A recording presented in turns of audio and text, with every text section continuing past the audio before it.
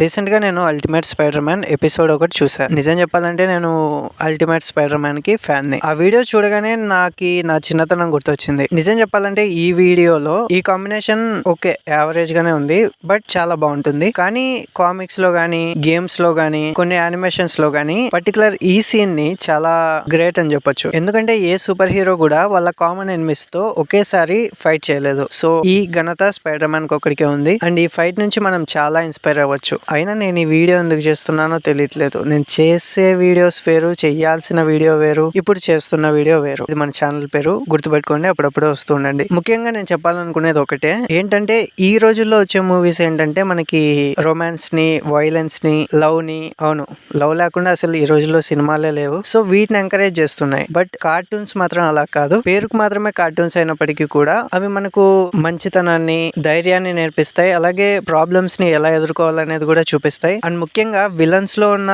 Bad qualities నే కాకుండా వాళ్ళలో ఉన్న ఆ వీక్నెస్ ని హీరో ఎలా అర్థం చేసుకుంటాడు అండ్ ఆ విలన్స్ కి ఎలా హెల్ప్ చేయాలనుకుంటాడు అనేది కూడా చూపిస్తాయి. సో నా దృష్టిలో కార్టూన్స్ చాలా బెటర్ సినిమాల కంటే కూడా. అందుకనే ఇప్పటికి కూడా ఈ జనరేషన్ లో కూడా చాలా మంది యూత్ కార్టూన్స్ కి అడిక్ట్ అయిపోతున్నారు because of these moral values. The doctor said you still have 14 broken bones. Means I have 192 non-broken ones.